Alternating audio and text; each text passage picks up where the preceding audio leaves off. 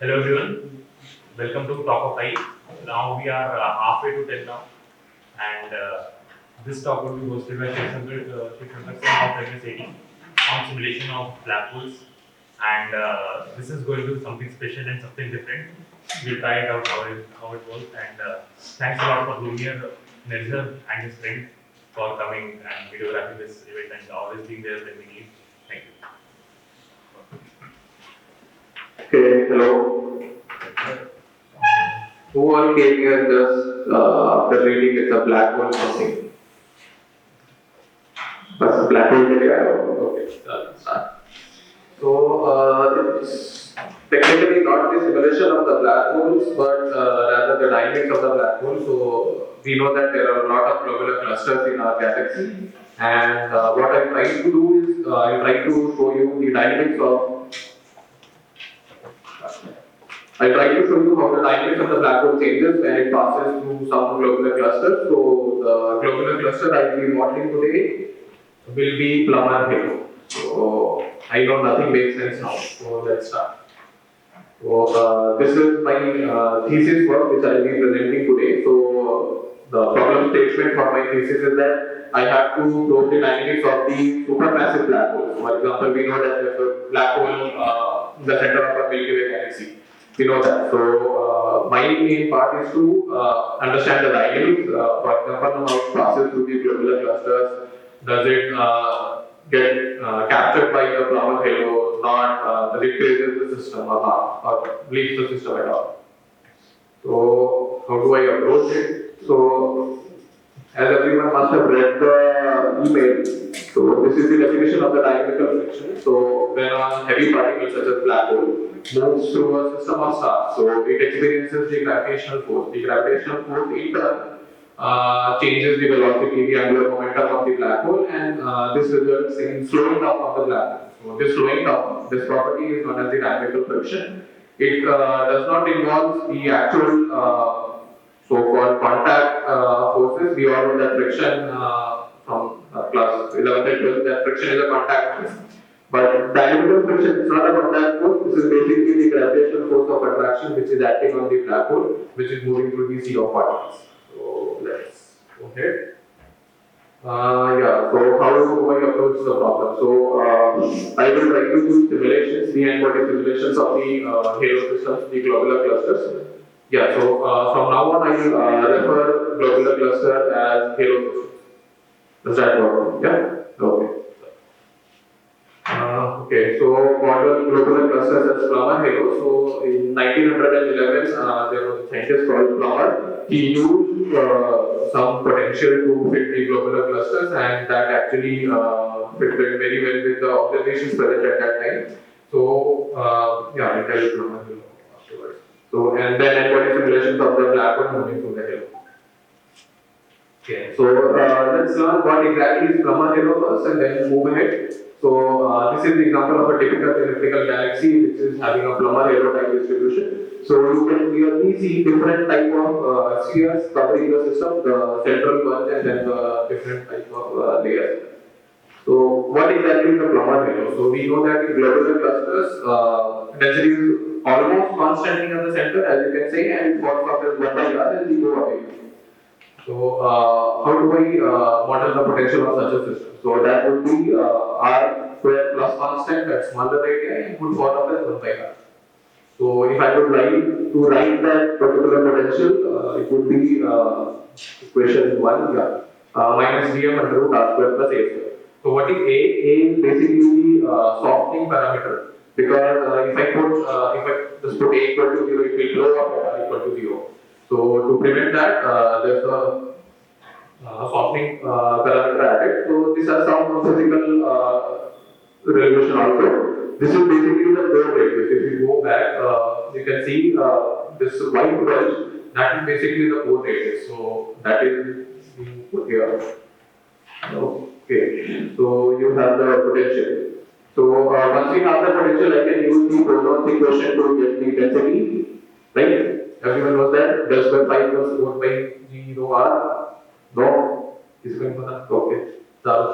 So this is the Proton's equation. You can solve this. It's a Laplacian, and you will get the density relation. This is the density relation. And okay, so if I plot the density, this is exactly what I expected to get. The density is roughly constant near the center and for the gravity, and how much gravity 1 by r as I move away from the center. Is the plot? No? Yeah, so I have density, right? So how do I go from density to the cumulative mass of the system? Anyone has any idea? Anyone knows how to go? I have density. Okay, so I can integrate from 0 to infinity. 4 pi r square, that's basically the shells I'm integrating. Density of the system times dr. Okay. So here I have made one substitution, 0 to infinity and 0 to r. Can anyone tell why I have made that changes? Okay, so we all know that the system is not going to subtend to infinity, right? So I am cutting off my integration at a particular radius r. So 0 to r, 4 pi r square dr, that's basically the shell, and rho r is the density. So that's the cumulative mass, and after solving that, I get the cumulative mass at a particular radius r to be given by equation 4. Okay? Question समझ आ रहा है ना? Okay, let's go ahead. So yeah, okay. So I'm not in the total mass of the system. M at r, the total cumulative mass at a particular radius r. And one assumption which I made is that each and every particle has same mass and there are total of n particles in the system. So yeah, coming on to how do I make the plumber halo numerically, the Python part. Okay. So we proceed in two steps. So any system will have the position and velocity. So I start with giving them position. So I just found out what is the cumulative mass of the system. So what I can do is that I can do the random realization of the cumulative mass distribution function, and that will give me the radial positions of the objects. As in, you have mass, let's say it's a particular shell. There are 100 shells. At let's say 20th shell, I know what is the total mass going to be. So what I can do is that I can put, let's say, I have 100 stars also. For 100 shells, I have 100 stars. I know that the 20th shell, the mass is going to be, let's say, 0.3 m0. So I can put that 0.3 m0 per star there. Right? Make sense? No? Okay, so we'll try to make sense of it. Okay, so once I have the position, I will assign the velocity. So the velocity can be assigned in a random direction. The direction doesn't matter, but the magnitude will matter, and magnitude we can get from the energy distribution function. So what is the energy distribution function? Okay, cumulative mass function given by this. Okay, which are there? Can we solve for r of m from here if we have m of r? Yes? We can find the inverse of this. What will that inverse tell me? R of m, it will tell me what? Radius as a function of mass, but again, at a particular radius, What is the mass? what is the mass of the system? So I can do that. Yes? So I have this. So what I was telling at, you have 100 shells. So you know at the 20th shell how much mass you want to put. How does it make sense? Somewhat. Yeah? No? Still not? You have a question? Okay, so you have m of r. M of r is the cumulative mass function. Okay, let's say mass function, not cumulative. From m of r you can go to r of m. R of m is radius as a function of mass. So you know that a particular radius, what mass you want to put. So if I give you a sample of masses from let's say 0 to 100, you know at what radius what mass to put. That makes sense? आपको इतना समझ आ गया है? No? Okay. Okay, so velocity is subspace. Okay, ठीक है. How do I get the velocity? So everyone knows कि हाँ चलो ठीक है half mv square plus p ये relation पता है kinetic plus potential. I have the energy relation. ठीक है? ये मेरे को भी मत पूछना कहाँ से energy relation even I don't know. ठीक है? So refer to this even I know. So ठीक I have this energy relation and I can transform the equation for the magnitude of velocity. So, and one more thing, so we'll be comparing particles with different velocities at a particular point. नहीं समझ आ रहा, okay, ठीक है. So, how do I tell this? Okay, ठीक है. Imagine you have this here, ठीक है. At a particular radius, how the potential energy of all the particles on that particular shell will be same. At least the magnitude makes sense. Yeah, some comparing that. So, okay, the probability G of V, I am defining the probability G of V to have an absolute value at a radial position R is given by this. You have this energy relation, right? This particular energy relation. You can transform it into this. I can show you the maths, but okay. If anyone is interested in knowing the math, I can show them later on. Let's move on here. Okay, so I also define a variable, dimensionless variable q equals v by dE, where v is the scale velocity. So once I have that, I can transform the distribution function which I have here as a function of this, the function of this dimensionless variable here. So this somewhat looks similar to the random realization problem we did for the radius, right? I have at that time I had r of m of r. Here I have g as a function of q. Q is basically the velocity. So how do I get q of c? Can I do that? No. Does this look analytical? No. So at the bottleneck, right? So there will be a lot of systems where you can't get the analytical inverse. So there we resort to resection techniques, some approximation techniques. So one of the very famous is John Human resection technique. What it does is that okay, let's start from it. So you have a board, right? You have this board. If I have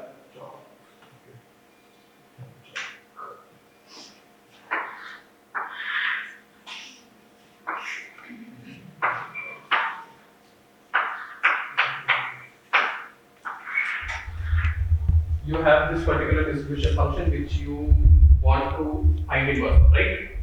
Okay, so let's say what is the regression technique? What it will do is that you randomly throw points on this particular sphere, not sphere, it will be so you randomly throw points. And what your function will does is that your function will only accept those points which are inside this distribution function. So you have this distribution function. We have g of q, right? So I know what this relation is. I can plot it. So once I can plot it, I know this distribution function will look like this. And if I plot points, I reject all those points which are outside the distribution function. So finally, if I throw n number of darts, what will I get? Will I be able to realize this distribution function or not? Yes? This makes sense? Yes? Okay, so this is called one-moment reduction technique. And okay, how do I get? So we start by allowing more solutions and the minimal set of correct ones. Okay? And weed out the ones which are outside the region of interest. So outside my distribution function, I don't need that. So I just put them aside. So I can get the random realization function from there. Okay? No? Okay, I'll get on to this when I do the hands-on part. Okay, this is too early. Okay, so I have the system made right now. Okay, so here I have assigned the positions, here I have assigned the velocities. So this is how the plumber halo looks like when you try to numerically simulate this. And okay, this is the test. Okay. Now you have the plumber halo system made. You have the position, you have the particles, you have the velocities. Now you want to simulate the system. Now you want to see the dynamics of the system, how it behaves with time, with the passage of time. So historically there are two different n-body simulation methods which have been used. One is the direct n-body integration. So direct n-body integration is that let's say you have three particles. So in that I will consider the interaction of everyone with everyone. Okay. So that is the first n-body simulation which was tried by various people. So, but that is computationally very intensive. For example, you will have to take care of each and every interaction. and that is computation intensive because that grows as the order of n square. That you don't want, because if I have, even if I have a system of let's say 10 power 5, that will grow a lot. I cannot simulate that on a, let's say this laptop or whatever supercomputers I have. I cannot do that. But there is other method also. The other method is, let's say, so we had plummer potential. So what it does is that it will try to fit certain number of parameters with that potential and will propagate the particle in the back. This will somewhat lose the accuracy and won't make a lot of sense because this you will have a lot of error. So the loss of accuracy and generality and the computational cost also this will go as order of n log n, but you will miss out the generality part. Okay, so so we were working on Barnstad algorithm. So what is Barnstad algorithm? So Barnstad algorithm is a mixture of both. It's the mixture of both direct body integration and fitting of the global potential. So how does this work? So let's start with a 2D example. So let's say you have a box. Ignore all these divisions which we have made. Let's say you have a box filled with particles. Draw it.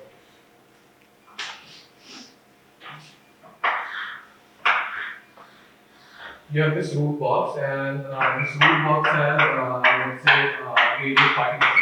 Okay, that is the system. And these particles you wish to simulate. So how do I start with the Barnstad algorithm? So Barnstad algorithm says that you have a root cell. If the root cell has more than one particle, so this has more than one particle, right? So if you have more than one particle, you will try to divide this system into 4. Okay. Now look at each cell. So each cell should not have more than one particle. Now this has more than one particle. This has more than one particle. This has more than one particle. This has more than one particle, right? So let's say if I want to focus on this, this has more than one particle. So I will again divide this. Okay. Okay. ये कर दिया, ठीक है. Now each system has just one particle, right? So this is the building up of tree. So the data structure, if you can look here, this data structure looks somewhat like tree. So you have the root node. What is the root node? Root node is the basic root system which I gave. The system which contains all the particles. And then I subsequently keep on dividing the system until and unless my each and every cell has just one particle. I'll keep on dividing, I'll keep on dividing. For example, this also, I'll keep on dividing. So this has each and every cell will have one particle. Let's say some cell has 2 particles, so I divide this again so that my each and every subcell will just have one particle, not more than that. Make sense? And I discard the empty ones. For example, this is the empty one, so I won't keep this. This is the empty one, I won't keep this. Okay? I'll just keep the particles which are, just keep the cells which just have one entry in there. Okay? So this data structure looks like, if you want to visualize the data structure, this somewhat looks like tree structure, and hence this is called historically, they have been called the tree codes. So called tree codes. Okay, so now I want to compute the force on this particular particle. So which you can see the red one here. I want to compute the force on this particular particle. How do I do that? So I said that this is the. Okay. Let's say I want to calculate force on this.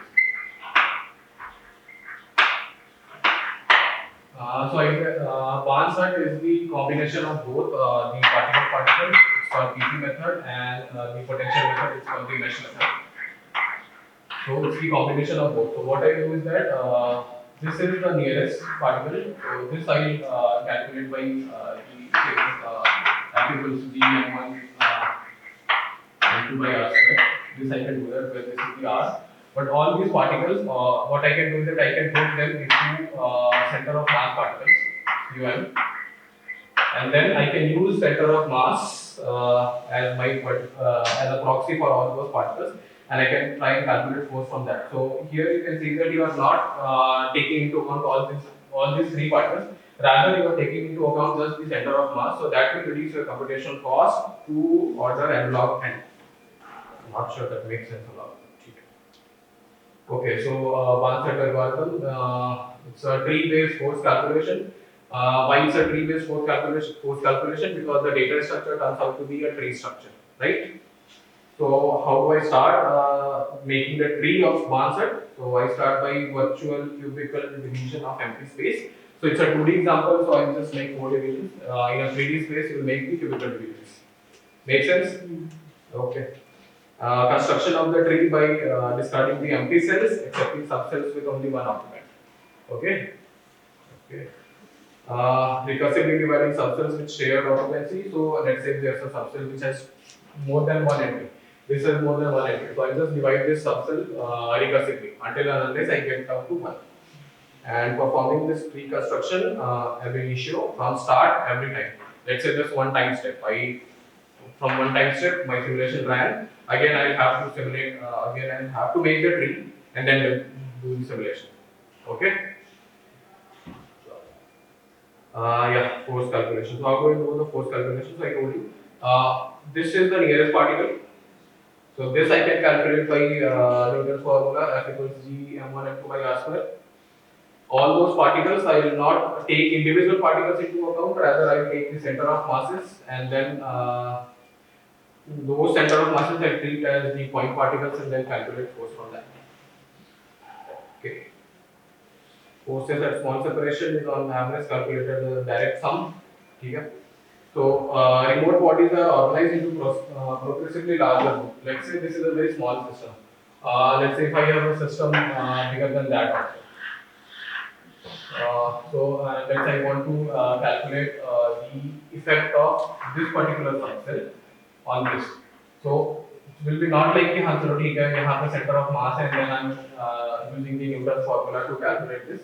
What I can do is that I can convert all these into a center of mass, one center of mass, and then I can calculate the effect of the center of mass on this particle. So this is what I mean by saying remote bodies are organized into progressively larger groups. Now what's the multiple expansion? ठीक है, ठीक है. किसी को multiple expansion पता है क्या होता है? No. Okay, so maths. अच्छा ठीक है, I can tell you once my talk is over. I can tell you on that. So you can take my what is that? I have this particular formula, right? I can d m1 by r square. I can convert into r u of m square. ठीक है? If I'm considering the center of mass, what I do is that I expand this. I do the power series expansion of this.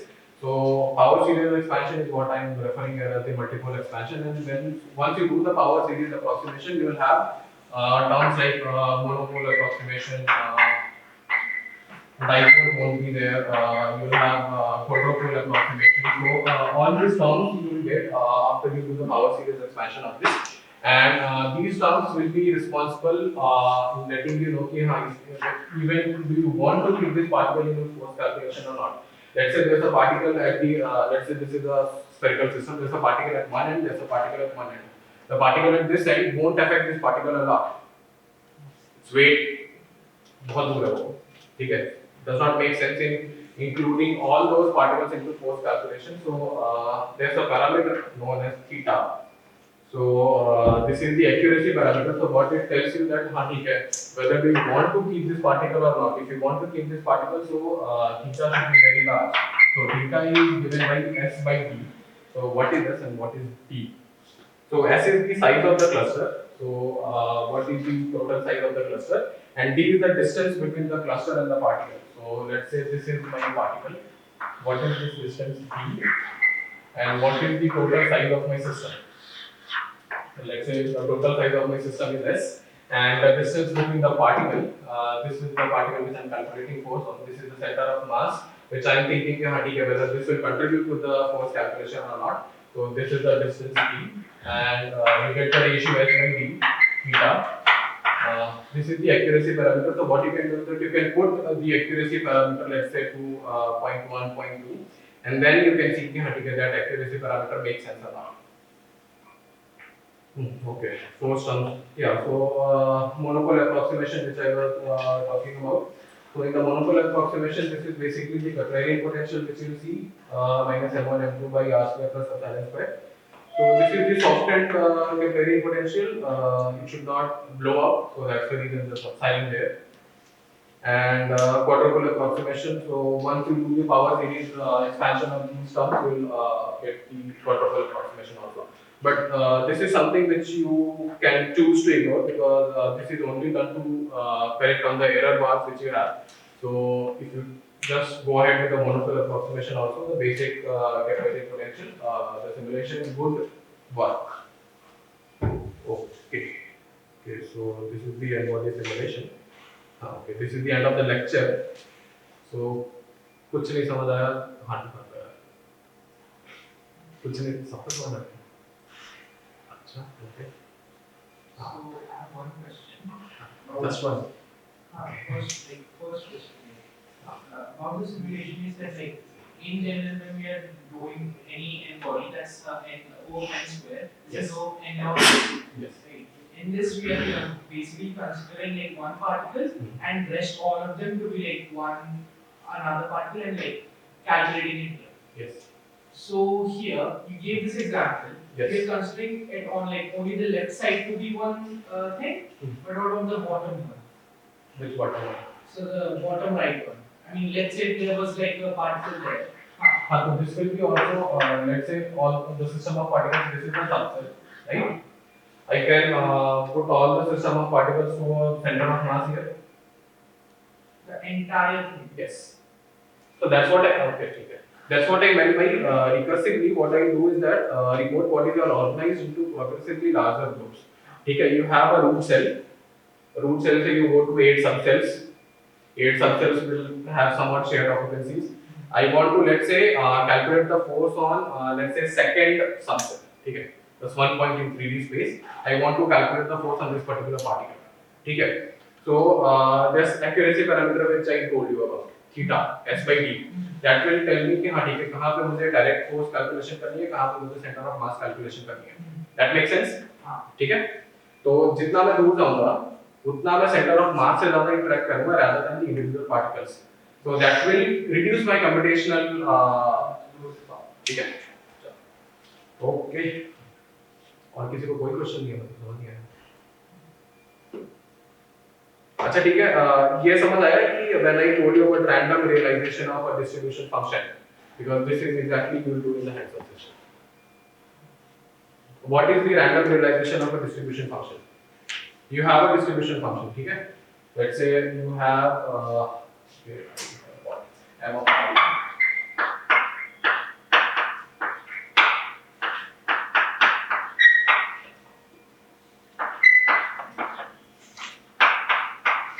You have this, ठीक है?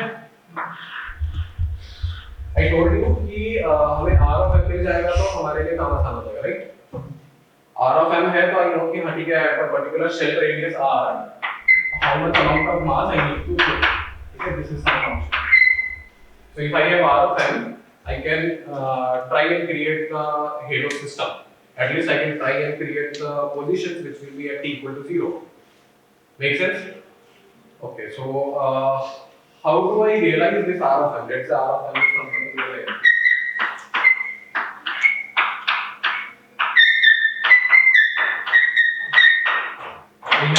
Right?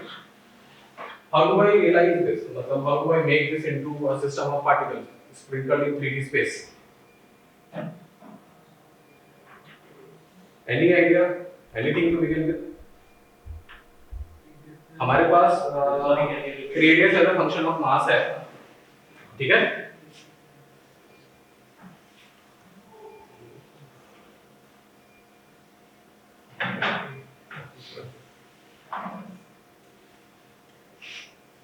You have radius as a function of mass. You know at what particular shell radius how much mass you want to put. How will you proceed with that? Anyone? Coding ODs? Anyone? किसी को नहीं पता? Okay, I'll give you one more hint. You have a sample of masses. Let's say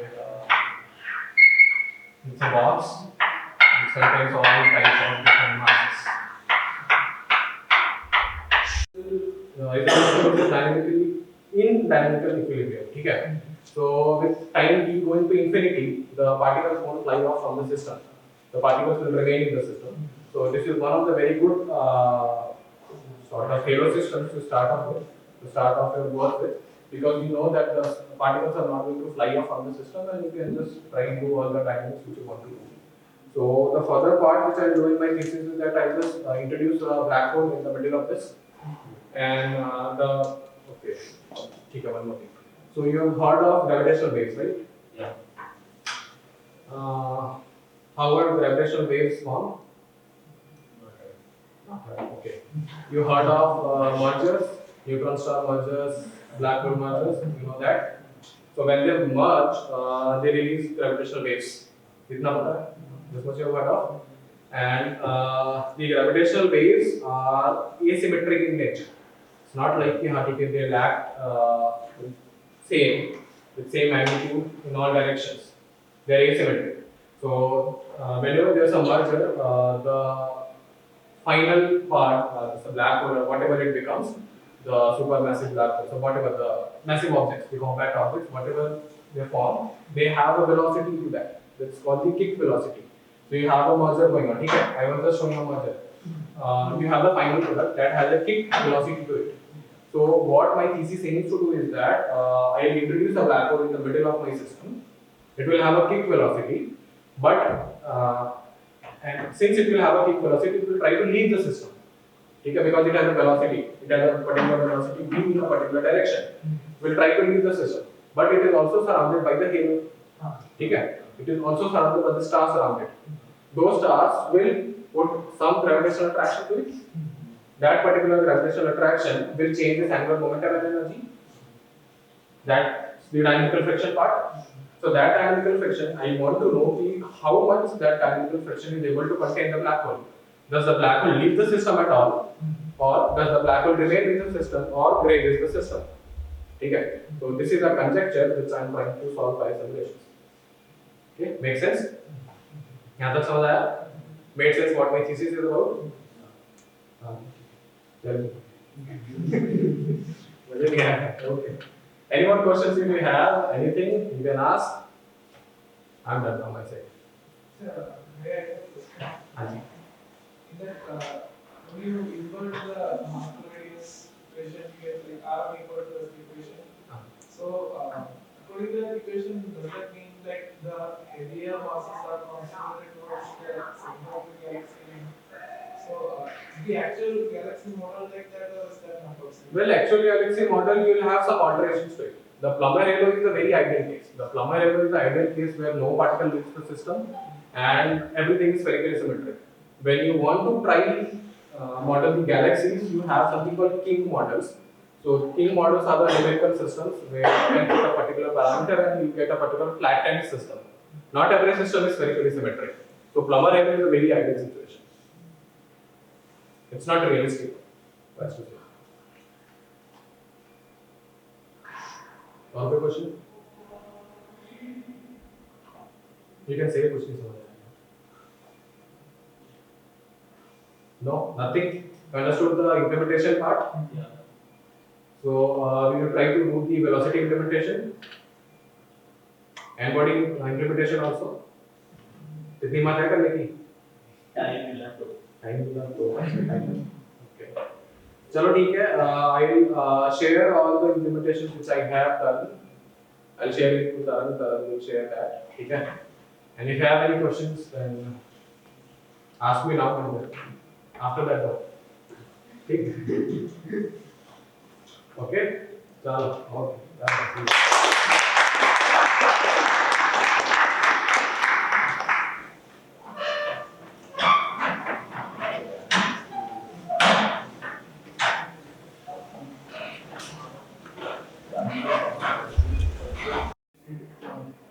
Courses and whatever in each, and then they did it again in like another central center of mass or thing. And once they started approaching closer, they went back to like the old time. Okay. That's basically the superposition of two plumber spheres colliding. Huh. So here I have not done any force calculation like that. Just the very basic idea of one-set algorithm is that you can implement it to any particular system you have. The same thing follows. You build the tree, you get the force, you repeat it. And here's what I have done. Build the tree, get the force, repeat it. But since they are gravitationally attracting these two spheres, they will collide. Okay? The collision makes sense? Huh? Okay. Okay. So how do I get from the positions to this movie? Okay. So I cannot show the exact codes because this I'll have to ask my thesis guide. I can show the exact codes, but I will show you something. Okay? And okay, so one more thing, if you want to look at these codes, we have codes. There's a GitHub repo, I guess Karan can share at the end, the mail. Okay, there's a GitHub repo, you can try and look at that. And then you'll get to know okay, what all codes they have used. I'll ask my thesis guide whether I can share the Fortran codes or not. But even if I share the Fortran codes, it will take you almost a month to understand the code first. And then you'll understand what's going on. Okay, that's all from my side. If you have any questions or anything which you want to ask. How many of you understood everything? Or understood nothing? दोनों spectrum ना है. अच्छा, there's no one who understood nothing. अच्छा, understood the least. Someone is missing. I found the least. Okay, so what did you understand of this stuff? I want to know. क्या समझ आया? Anything. Everything except the maths. Huh? Everything except the maths. So what you didn't understand in the maths? I mean, I can understand how the equations were formed. I mean, I assume like I'll know in future how the equations were formed. But once you have the equation, it's easy enough to see how to implement that. So once you have the equations, it's easy enough to put it in code, right? Everyone agrees to that? No? No? No? Yes? No? कुछ नहीं? Okay. What did you understand in the theory part? Plummer halo समझ आया? What is actually plummer halo? No? Okay, not exactly. Okay. Okay. So plummer halo is one of the systems which is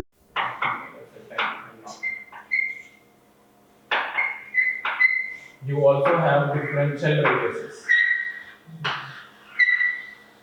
You know कि हाँ चलो ठीक है, this is तो यहाँ पे थोड़ा मास 5 m not होना चाहिए, यहाँ पे 7 m not होना चाहिए, यहाँ पे 10 m not होना चाहिए. You know that by law of aggregation. तो यहाँ पे मैं क्या masses put नहीं कर सकता हूँ? Can I do that or not? You have the sample of masses here. You have basically n balls. You know at a particular radius r what the total mass of the ball should be. You know that. Can I do that? How? How do I do that in Python?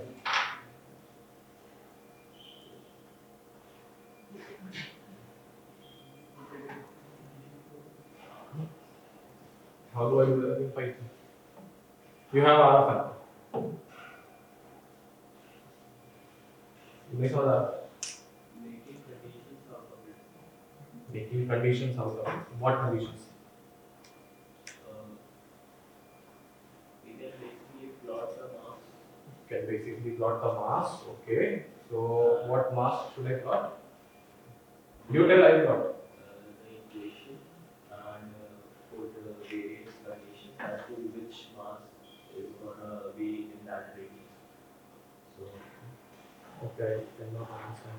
Speak first. like मैं mass function plot कर दूँ. ठीक है, कर दिया. and as per conditions कि ये plot ये plot इतना vary करेगा, मतलब ये इस mass में इतना vary करेगा, वो एक condition होना. ये ओके ठीक है, मेक सेंस। अच्छा ठीक है, this is how we will proceed. ये शेल रेडियस वाला कांसेप्ट सबको समझ आ गया, सबको पता है कि इस पर्टिकुलर रेडियस पे इतना शेल्स है, ठीक है, मेक सेंस। तो okay let's start.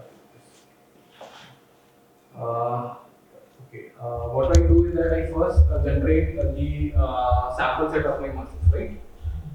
So what I do is that I generate a random number s1.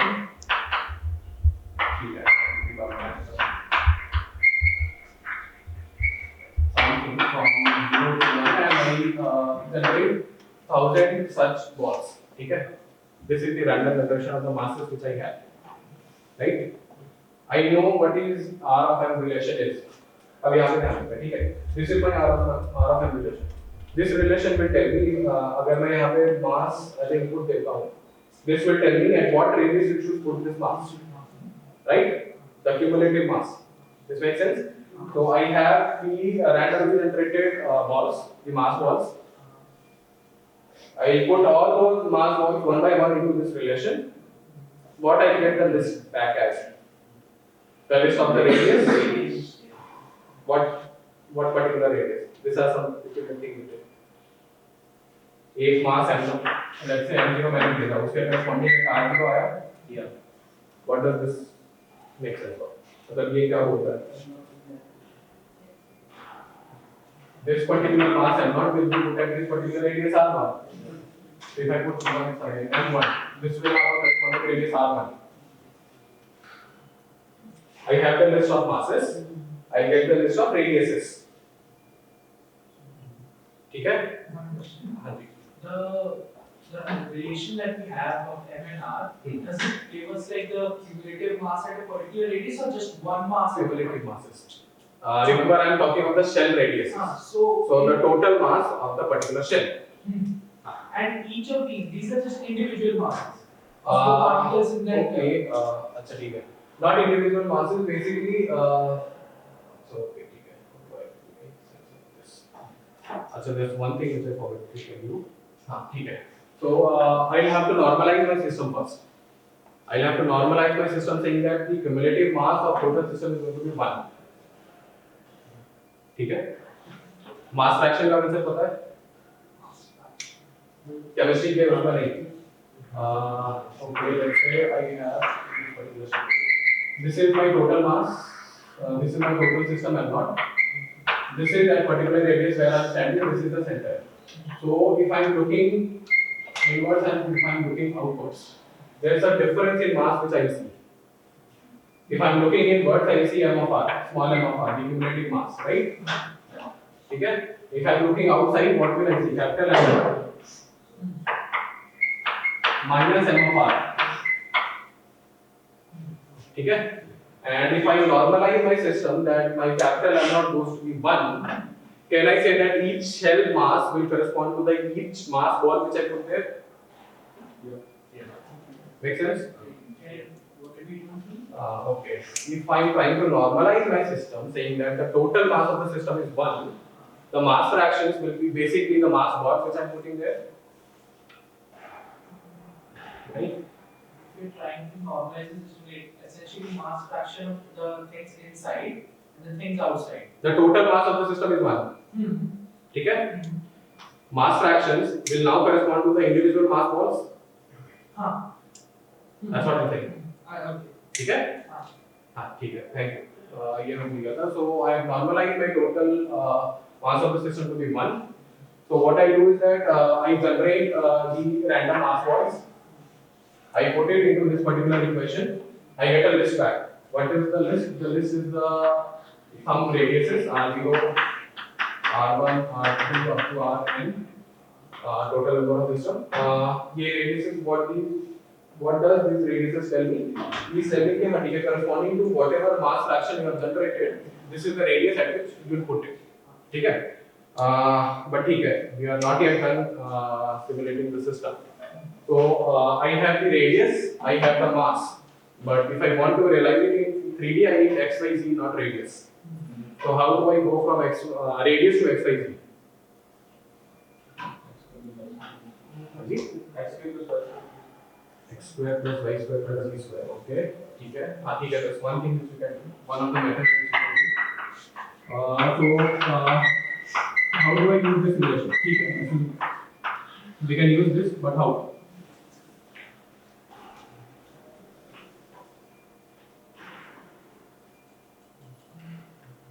This is right, but how? You can you can randomly generate x, y, and z square, add, and if it matches a particular r, you will keep that x, y, z. So you will have a system of, let's say, a list of r's. ठीक है? Corresponding you will have x, y, z coordinates. ठीक है? One more thing you can do. Spherical trigonometry किसी ने पढ़ी है? नहीं. R theta phi याद है? R theta phi याद है? So you can try transformation relations from there. ठीक है? वहाँ से you can get the value of theta, phi, x, y, z, everything. ठीक है? So in my code I have used the R theta phi relation, but ठीक है, you can also use this one. You can randomly generate x, y, and z, and then correspondingly you get the radius r. ठीक है? तो करना चाहोगे अभी? करो. Let's try. ठीक है? मैंने तो करा. Try it in the laptop. Try it. We'll import the required libraries. What next? Generating the mass balls. ठीक है? np.random. Dot uniform.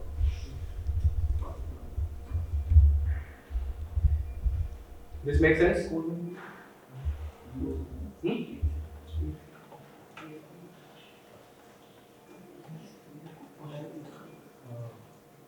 I don't think the screen is ready from the back.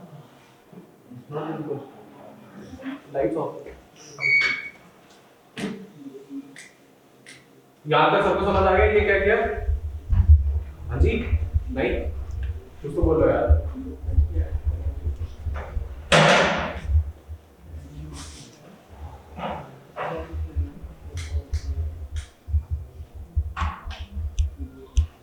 Now it is visible.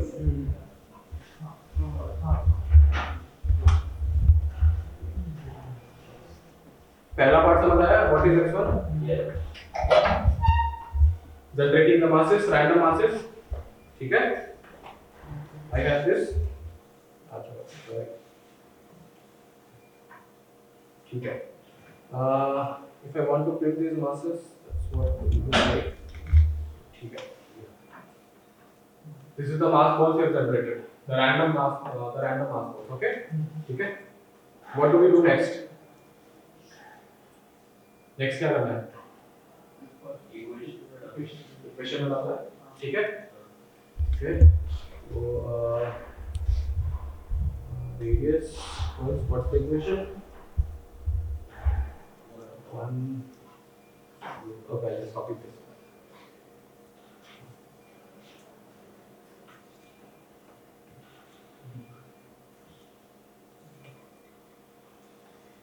ठीक है?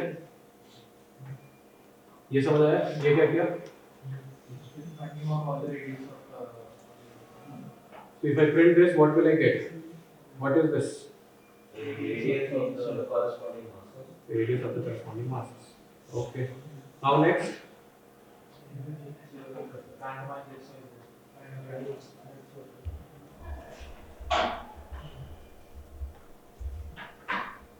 ठीक है?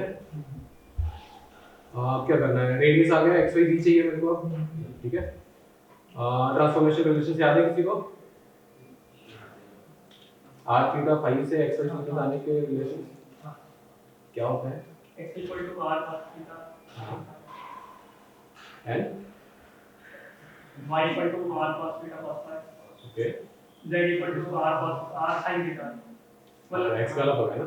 हाँ तो जाएंगे okay, चलो ठीक है. These are the ठीक है. These x2 and x3 are basically the theta and phi that you can also generate randomly. ठीक है? समझ आ रहा है यहाँ तक? What I'm doing? x2 and x3 क्या है? Okay, I should rather name it as theta and phi.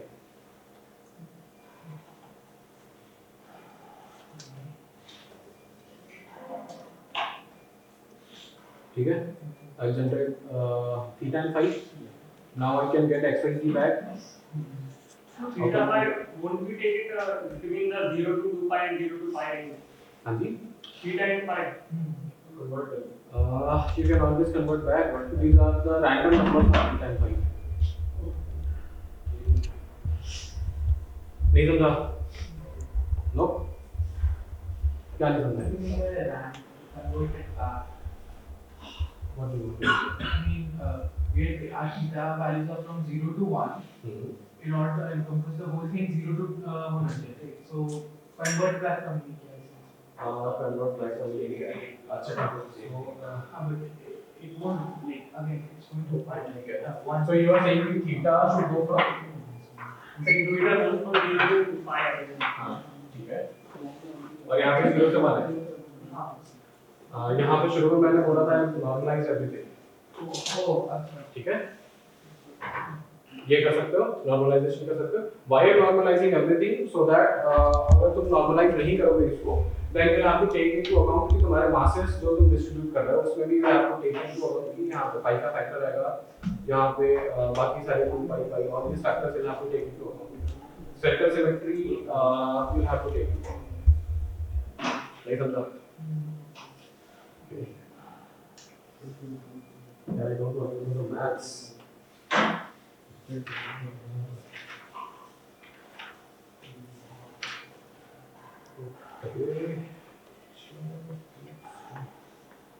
Cumulative mass function relation सबको clear था?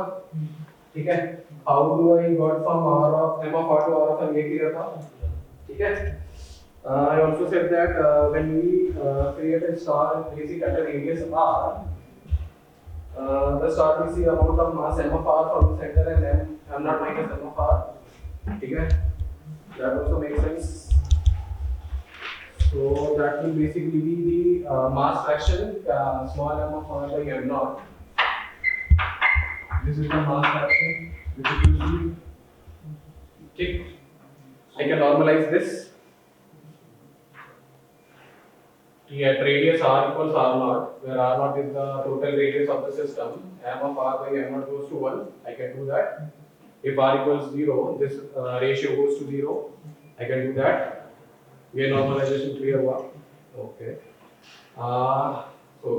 So I have the radius. Now I'm going from radius to x, y, z.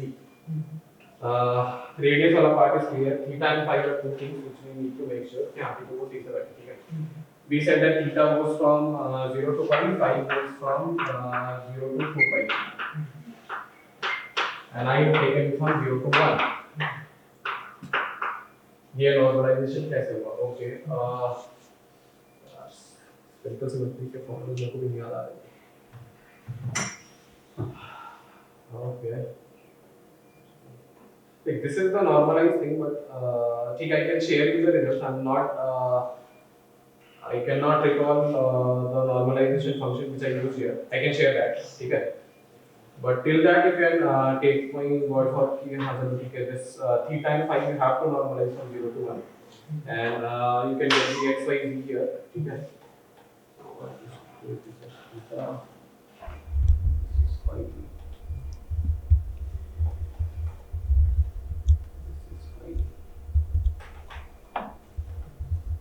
You have this right. Just what?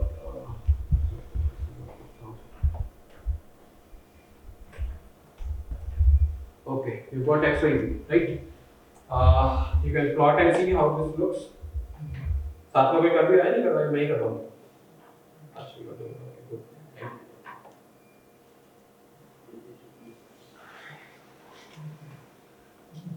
You try and plot. Okay. This is what it will look like. Okay, this is the random realization. So one thing which you should keep in your head is that every time you try to simulate this, you'll get a different path. Okay. So for example, I have all equations written here. So if I try to do this, this is somewhat different, right? This is the distribution of Lama system. All the red dots are your stars. The center of the galaxy is somewhat not visible. Not the galaxy. Let's say if I do the simulation again, okay? This is different. Why? Can someone tell me why is it different? Why the system comes out to be different every time I run the simulation? You have the randomized masses, but it should follow this particular relation, right? Yeah. So it should be same. But still, when you have a randomized process, you will have a randomized set of radius. So basically, when they are randomized, so they will give a same texture out of it, but not texture. No, I would say The same relation, the same density function. Yeah. But the positions will be different. different. Yeah. So you have the particles, the position of the particles assigned. The next you have the velocity. So velocity also you have a similar relation like this. Okay. You can use the rejection technique. You can get the velocity. Okay. Can someone try and do that? Where? Can you just go back to the MPA code? Can you just zoom in? I can't see. That's all.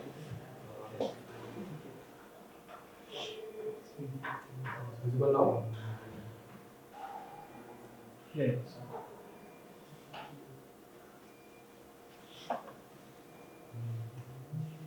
यहाँ तक समझ आया? Positions कैसे assign किए ये समझ आया? Can someone try and do it for velocity? It's same thing, right? Yes? No? You have the relation? So one thing here, like since we are trying to model something, Yes. the margin of phi of theta का value है. We are assuming कि in this case they do not depend on each other. Yes. So It's a spherically symmetric system. so okay, it's like मतलब okay, let's say at a particular radius r, ठीक है, let's say I go to a particular radius r, throughout the theta, throughout the phi, all the parameters will remain. So it has no dependency. I told you that let's say अगर मैं particular radius r पे जा रहा हूँ, मेरा potential same है, right? Potential is also a spherically symmetric thing. The potential is just a function in r. Okay.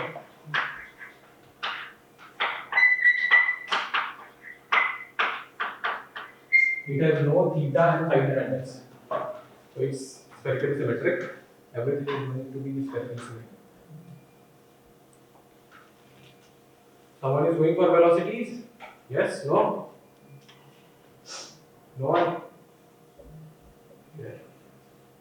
Chalo, velocities you can keep on trying. I will move on to the n-body simulations which we have. Okay?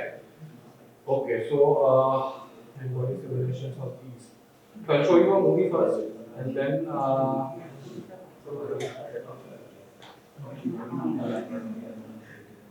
ये दिख रहा है सबको? ठीक है? This is the final n-body simulation of the plumber error.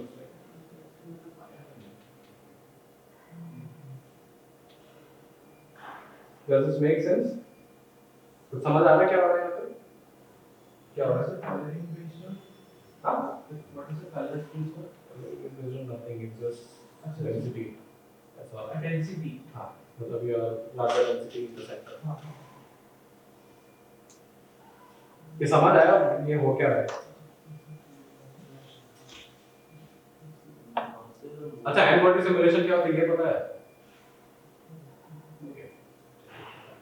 Okay, so n-body simulation तो हमारा main goal होता है कि you have n different bodies, right?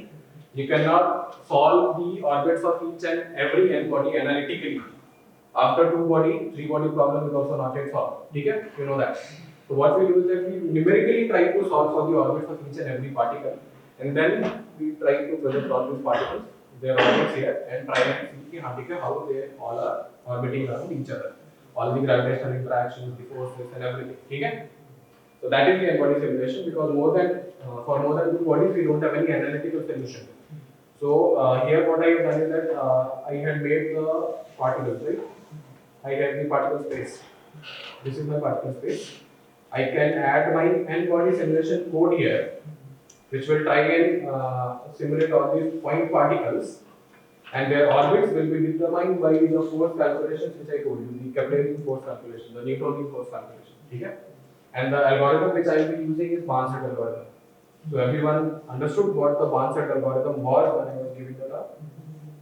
So this is the combination of both the particle-particle interaction as well as modeling the potential and treating the center of mass as the point masses and then calculating forces from there. Okay? That makes sense? Okay, so one more disappointing fact. To get this particular type of movie, you will have to use either a cluster computer or your laptop is like a system. Okay? So I cannot try and simulate these here hands on, but I can show you what do you get when you try and simulate these. Okay? Okay, so you can go, if you want to do the Python implementation of this code, you can go to this particular website, Karan will share that. Okay. So it's a library called Bihar, it's the Barnstedt algorithm. Okay. Blah blah blah. This has been done by these three people, Ben Cook, Shiv and Roxana. Okay. So what they have done is that they have tried to give the introduction of what the n-body problem is. Okay. From the very basic to the advanced, whatever you want, and then what the Barnstedt algorithm is also. So what they have done is that they have done all the implementations of their n-body simulations on this Barnstedt algorithm, and the system which they have used is the Plummer. So this is exactly what we learned today. Okay? So if you want to know more about that, you can go to this website. They also have the code implementation given here. So this is the tree formation code. So I told you how do we make the tree. Okay? We have a root cell. I load particles into that. Okay? I have a 3D cell.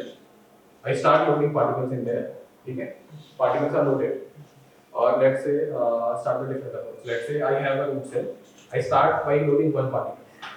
Okay? The Barnstedt algorithm criteria is satisfied. One particle per cell. The moment I load the second particle, I'll have to divide that cell into 8 cubical subcells. Okay? Okay. If the second particle appears to be in the same subcell, I'll divide it again. So tree formation, this is called the tree formation. Okay? So you load the particles and you make a tree out of it. There's a root node and these are the leaf nodes. Okay? Leaf nodes are the particles and the root node is the total system. Okay? That makes sense? That can be done? Okay.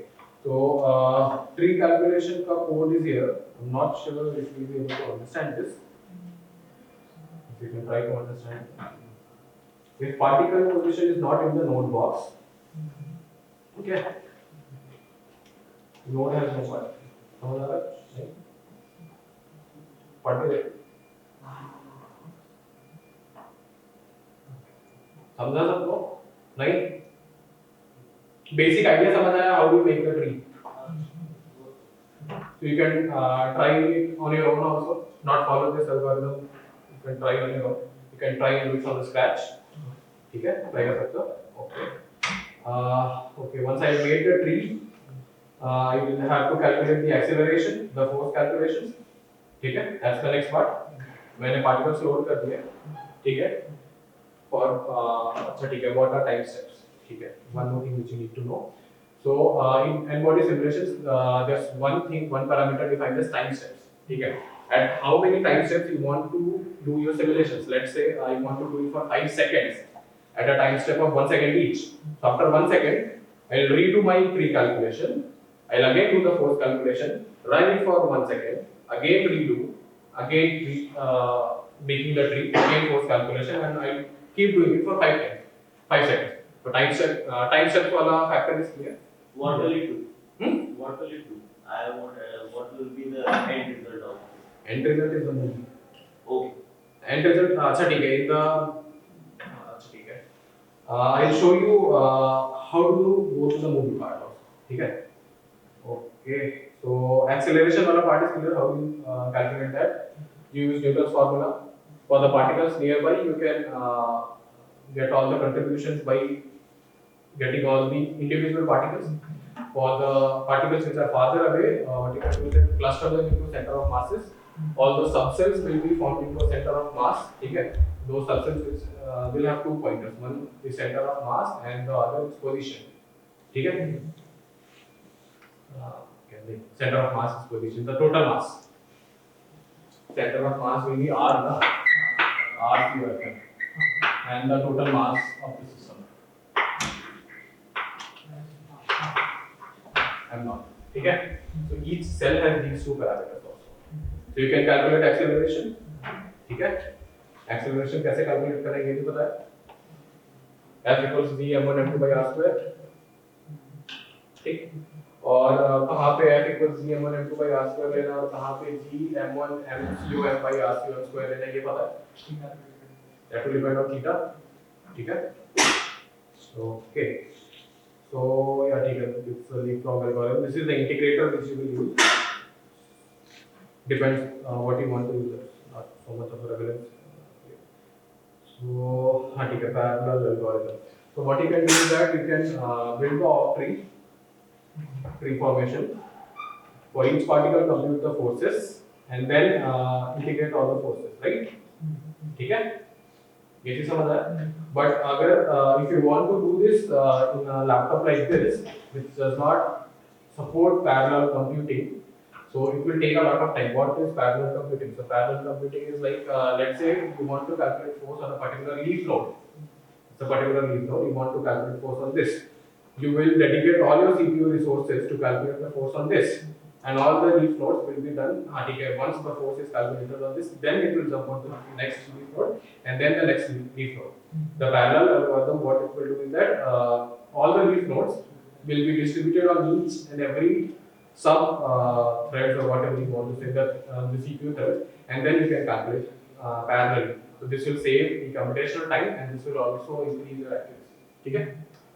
Does that make sense? Okay. So parallel algorithm, so they have used MPI. MPI, I'm not sure you have heard of. GPU, you have heard of GPU algorithms? No? Okay, you can try and read it from here. They also have a GitHub repo. So if you want to know more, this all they have used. Okay, these are the libraries. Okay, okay, so this was the movie. One more movie I can show you. This is the merger of the two plumber spheres.